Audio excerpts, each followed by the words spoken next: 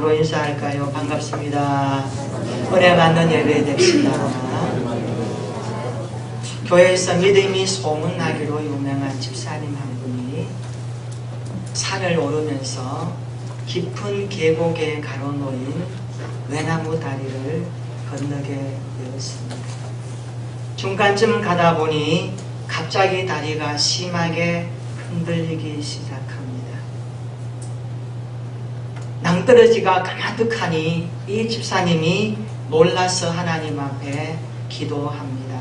하나님, 저를 한 번만 살려주시면 제 논을 교회에 바치겠습니다. 제발 저를 살려주십시오. 그렇게 기도를 했더니 신기하게도 괜찮아졌습니다. 다리를 건너가면서 집사님은 하나님께 또 기도합니다. 하나님, 좀 전에 기도한 거 취소합니다. 기도를 마치자마자 갑자기 다리가 아까보다 더 심하게 흔들리기 시작합니다. 생명의 위협을 느낀 집사님이 또 하나님 앞에 다급하게 기도합니다. 하나님, 농담도 못합니까? 웃을 일이지만 오늘 우리는 어떻습니까? 자주 변하지 않습니까? 믿음이 좋다고 스스로 말할지 모르지만 상황에 따라서는 자기중심적으로 생각하며 변할 수 있는 것이 우리의 모습입니다. 오늘 본문은 예수님을 따른다고 했던 사람들이 어떻게 하나님으로부터 말씀을 들어야 하는지를 잘 보여줍니다. 오늘 예수님은 본문을 통하여 자기를 따르는 자들에게 일침을 가하는 말씀을 하고 있습니다. 본문에 보면 세 분류의 사람이 나옵니다. 예수님을 떠나는 자가 나오고, 예수님을 따르는 자가 나오며, 예수님을 배반하는 자가 나옵니다. 우리는 보통 예수님의 제자라고 하면 12명을 생각합니다. 그러나 12명 외에도 예수님의 가르침을 받고 예수님을 따라다녔던 수많은 제자들이 복음서에 등장합니다. 그런데 오늘 우리는 본문에서 아주 심각한 문제 하나를 발견합니다. 지금까지 예수님을 따르던 수많은 사람들이 예수님의 곁을 떠났다는 것을 보기 때문입니다. 66절을 한번 보세요. 그때부터 그의 제자 중에서 많은 사람이 떠나가고 다시 그와 함께 다니지 아니하더라. 그렇게 말씀합니다. 여기에 보면 떠나가고, 이 말은 단순히 예수님을 떠났다는 게 아닙니다. 이 단어의 뜻은 예수님의 모습이 자신들의 기대하는 것과 전혀 다름을 알고 이제는 다시 예수님을 따라다니지 않겠다라고 작정하고 예수님과 결별한 상태로 말하는 단어가 바로 떠나가고 라는 단어입니다. 쉽게 말하면 예수님과 등을 돌렸다는 그런 뜻입니다. 이것을 현대식으로 표현해 볼까요? 예수 믿겠다고 교회에 잘 다니다가 갑자기 어느 날부터인가 다시는 교회 근처에 얼씬도 하지 아니하고 예수님과 상관없는 삶을 살게 되었다. 그런 표현이기도 합니다. 많은 사람들이 예수님께 와서 말씀을 들었습니다. 기적도 보았습니다. 떡을 먹고 배부르기도 했습니다. 그런데 그들이 예수님의 곁을 떠나가고 있습니다. 이런 모습을 보신 주님께서 이렇게 말씀하고 계십니다. 67절 이렇게 말씀합니다. 같이 한번 읽어볼까요? 시작. 예수께서 12 제자에게 이르시되 너희도 가려느냐. 따라서 합시다. 너희도 가려느냐. 이 말씀은 떠나가라는 뜻이 아니에요. 이 말씀은 다른 사람들은 다 가는데 너희들은 왜 내 곁을 떠나지 않고 있느냐. 그런 말씀입니다. 그때 베드로가 대답하죠. 68절 한번 읽어볼까요? 68절 시작. 시몬 베드로가 대답하되 주여 영생의 말씀이 주께 있사오니 우리가 누구에게로 가오리까. 아멘. 베드로가 뭐라고 합니까? 예수님을 주라고 말합니다. 주, 나의 주인이라고 말하는 겁니다. 신앙의 핵심이 무엇일까요? 예수님을 주로 고백하는 것이 신앙의 핵심입니다. 예수 그리스도가 내 삶의 주인입니다. 내 생명의 주인입니다. 내 인생의 주인이십니다. 그 주인이신 주님을 나는 모시고 그 주인의 말씀을 따라서 나는 살아갑니다. 이것을 고백하고 이 고백한 대로 살아가는 것이 신앙생활의 핵심이라는 것을 믿으시기를 축원합니다. 오늘 베드로가 말하죠. 주여, 영생의 말씀이 주께 있는데 우리가 어디 가겠습니까? 영생의 말씀은 영생을 주는 말씀이라는 의미입니다. 주여, 우리가 누구에게 가겠습니까? 당신은 영원한 생명의 말씀을 가지고 계십니다. 이렇게 대답합니다. 요약하면 베드로는 영생의 말씀이신 예수님을 떠나지 않겠다라고 말합니다. 그런데 68절에 보면 우리가 라는 단어를 사용하는 것을 볼 때에 이 베드로는 바로 제자들의 모든 것들을 대표해서 고백하는 것임을 알 수가 있습니다. 우리 모두는 말씀이신 예수님을 떠날 수가 없습니다. 우리는 주님과 함께 갈 것입니다. 그런 내용이죠. 요한복음 1장에 보면 예수님을 말씀이신 하나님과 이 땅에 성육신하신 성자 하나님으로 증거합니다. 그러니까 말씀은 곧 예수님이라는 것을 확인합니다. 말씀이 육신이 되어 우리 가운데 거하시는 분이 예수님입니다. 그래서 예수님께 영생이 있고 예수님의 말씀이 곧 영생이라는 것을 우리에게 말씀합니다. 예수님 떠나면 영생이 없는 것입니다. 예수님의 말씀이 곧 주님이십니다. 여러분 모두가 이런 주님을 따라갈 수 있기를 축원합니다. 우리가 주님이 우리에게 영생이신데 우리가 어디 가겠습니까? 어디서 구원을 말하겠습니까? 어디서 영생이 있다라고 말하겠습니까? 우리는 주님만 따를 것입니다. 이런 고백이 저와 여러분들의 신앙 고백이 되기를 축복합니다. 제2차 세계대전 때 일어난 일입니다.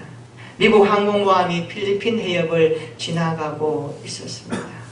갑판에서 일하던 수병 한 명이 불어오는 바람에 그만 자기 상의 웃도리가 날려서 바다에 풍덩 빠져버렸습니다.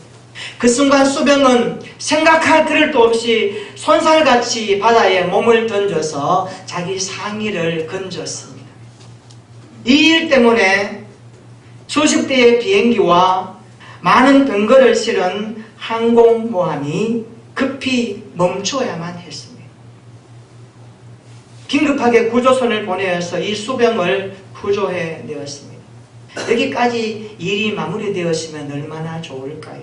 그러나 전쟁 중에 항공모함을 멈추게 한 죄로 인하여 그 수병은 군법회의에 배부되게 되었습니다. 만약에 이 수병의 한 행위가 이적 행위라는 것이 판명되면 사형까지 받을 수 있는 위기를 맞이하고 있었습니다. 드디어 재판이 열리는 날 법무관은 수병의 죄를 지적합니다. 이 말을 듣고 있던 재판관이 그러면 당신이 왜 그렇게 했는지 진술해 보시오라고 법정 앞에서 말합니다.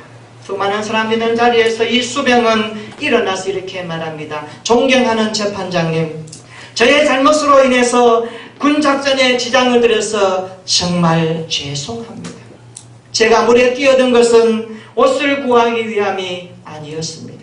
그 상의 주머니에는 저를 위해서 밤낮주야 기도하고 계시는 저의 어머니 사진 한 장이 들어있었기 때문입니다. 그뿐만이 아닙니다. 그리고 어머니께서 매일 읽으라고 주셨던 성경책이 그 호주머니에 있었기 때문에 저는 그것을 구하려고 몸을 던졌던 것입니다.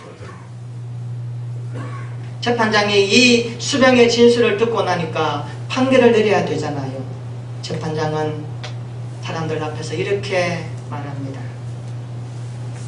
미 합중국 헌법에는 어머니의 사진과 성경을 건지기 위하여 물에 뛰어든 수병을 처벌하라는 조항이 없습니다. 그러므로 이 판결은 무죄로 판결 내립니다. 여러분, 영생의 말씀이 우리를 살리는 줄로 믿습니다. 우리 인생을 구원하는 것은 그리스도이십니다. 그리스도 그분의 말씀이 우리를 구원하시고 이 땅에 말씀이 육신이 되어 성육신하신 그 주님을 내 마음속에 구주와 주님으로 영접하고 그 주님을 주인으로 고백하고 그 주님의 말씀을 따라가는 인생은 구원의 인생을 살아가게 되는 것입니다. 여러분, 어떤 고난과 역경이 오더라도 영생의 주님을 떠나지 않기를 진심으로 축원합니다. 생명의 경각 같는 상황이 오더라도 내가 믿는 그 주님을 놓지 않기를 축복합니다. 끝까지 영생의 말씀을 붙들고 주님을 따르는 진정한 예수님의 제자들이 되기를 축원합니다. 우리가 왜 교회에 머물러 있습니까? 우리가 왜 교회에 모여서 주님을 예배하며 말씀을 듣습니까? 바로 이 말씀을 듣기 위함입니다.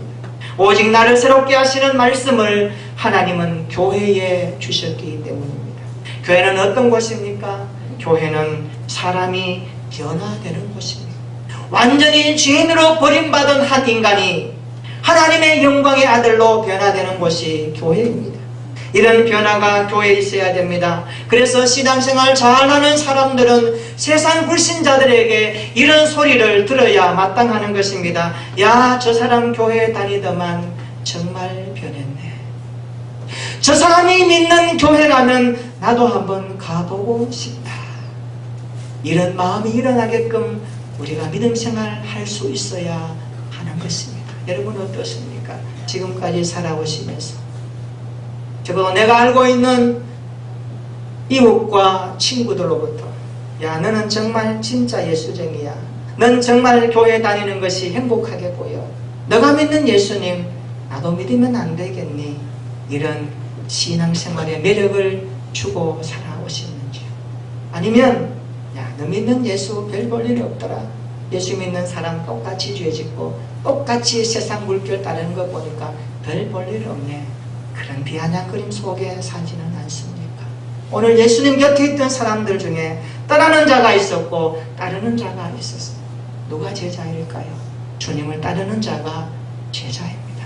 어떤 상황, 어려움이 오더라도 내 생명의 주인 되신 여호와를 떠나지 않고 그 주님의 말씀을 붙들고 살아가는 우리 모든 공동체가 되기를 진심으로 축원합니다. 여러분 교회에서 무엇을 찾고 계십니까? 혹시 여러분 도움이 될 만한 유익한 만남을 찾고 계시지는 않습니까? 이 세상에 살아갈 지혜를 교회에서 얻으려고 하십니까? 그러나 그것이 진짜가 아닙니다. 여러분을 알아주는 사람을 만나기를 원합니까? 그것도 아닙니다. 우리는 영생의 말씀 그리스도를 교회에서 만나야 합니다. 예배를 통하여 그분을 경험해야 됩니다.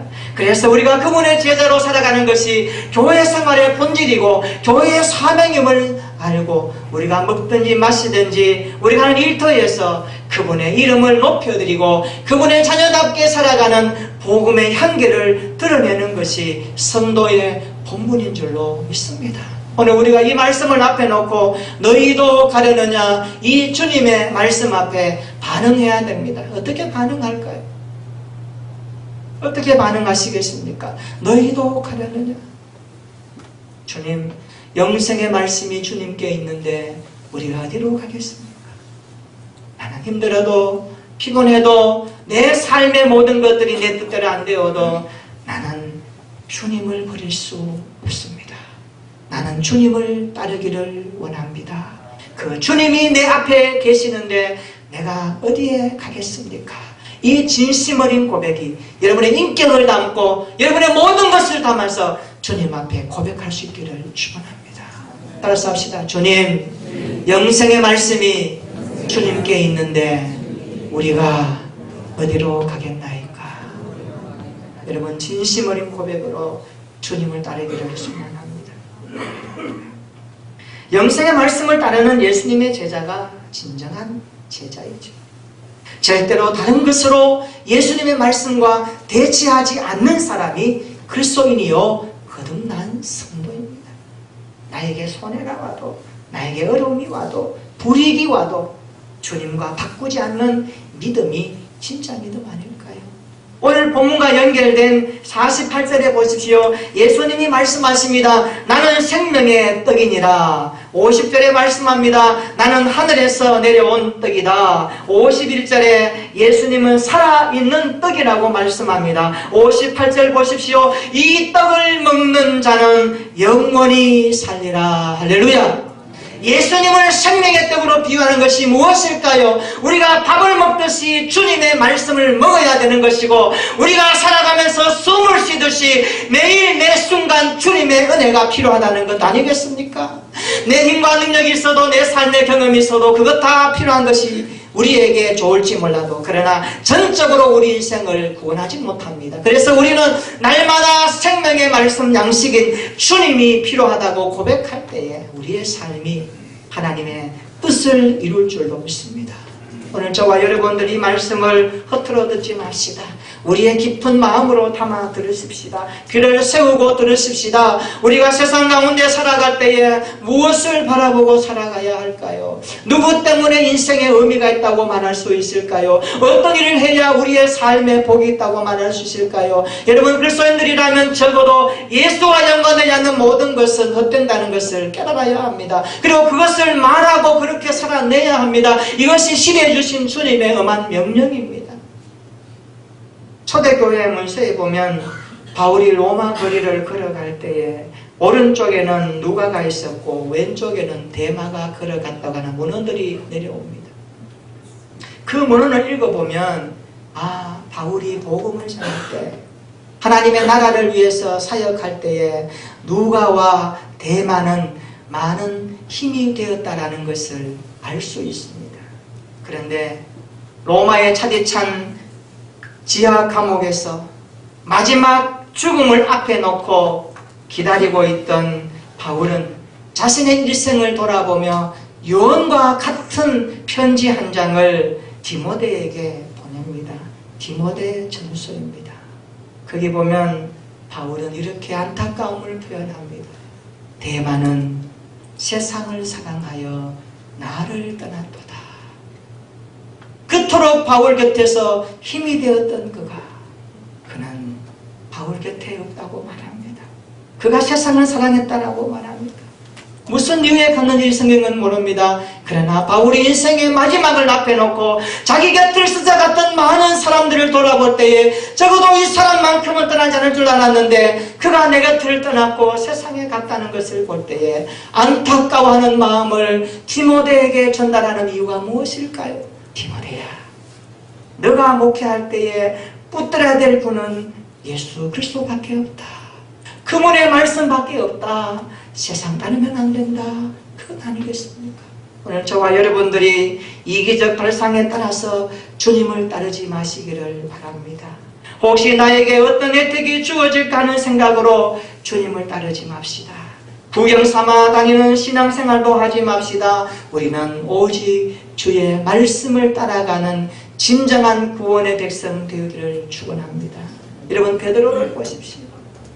그가 출렁이는 시커먼 바닷물에 오른발을 내딛지 않습니까? 그리고 왼발을 내딛습니다. 그래도 빠지지 않습니다. 주님을 바라보며 한 발 한 발 떼기 시작합니다. 기적이 나타났습니다. 그의 용기보다 더 놀라운 용기가 어디 있겠습니까? 주님을 바라볼 때 용기가 생깁니다. 주님을 바라볼 때 힘이 생깁니다. 주님을 바라볼 때 기적이 나타납니다. 그것을 우리에게 말씀하고 있습니다. 물리를 걷는 용기, 죽음을 두려워하지 않는 용기가 생기는 것입니다. 그렇습니다. 여러분, 삶의 주위를 둘러보면 실망스럽고 좌절스럽습니다. 어느 것 하나 내 마음에 걱정한 것이 전혀 없습니다. 그러나 주님을 바라보면 용기가 생깁니다. 주님을 바라보면 힘이 생깁니다. 사랑하는 성도 여러분, 여러분의 삶의 현장에 힘이 들 때, 어려울 때 주님을 바라보시기를 축원합니다. 그 주님의 말씀을 붙들고 기도하며 용기를 얻고 힘을 얻어 주님 손에 날마다 여러분의 인생이 새로워지기를 축복합니다. 너희도 가려느냐? 이 말씀이 오늘 우리 시대에 주시는 주님의 메시지입니다. 사람들이 주님을 떠나는 시대가 많아지고 있어요. 그렇게 잘 나가던 사람도 부도 맞으니까, 인생의 병이 오니까, 삶의 질곡이 다가오니까 그것을 극복하지 못하고 주님 손을 놔버린 자 우리 주위에 맞지 않습니까? 우리 그러지 맙시다. 끝까지 주님 바라보며 영생의 말씀과 함께 동행하는 우리 믿음의 성도들 되기를 진심으로 축원합니다. 믿음의 승리가 무엇일까요? 예수님을 떠나지 않는데 승리가 있는 것입니다. 숭언거리고 다투면서 믿지 않는 자들이 되지 말고, 이해가 안 된다면서 믿음을 버리는 떠나는 자들도 되지 말고, 떠나지 않지만 믿지 않는 자도 되지 말고, 오직 우리 모두는 끝까지 믿음을 가지고 예수님 곁에 붙어있는 그리스도인들이 되기를 축원합니다. 그러기 위해서 날마다 고백해야 될 한 가지가 있습니다. 그것이 무엇일까요? 날마다 고백해야 됩니다. 이 고백은 평생 해야 됩니다. 어떤 고백일까요? 우리 68절과 69절 같이 한번 읽어볼까요? 시작. 시몬 베드로가 대답하되 주여 영생의 말씀이 주께 이사오니 우리가 누구에게로 가오리까? 우리가 주는 하나님의 거룩하신 자이신 줄 믿고 알아서나이다. 아멘. 영생의 말씀이 주님께 있습니다. 주님을 바라보며 천국문까지 달려가는 저와 여러분들의 신앙이 되기를 예수님의 이름으로 축원합니다.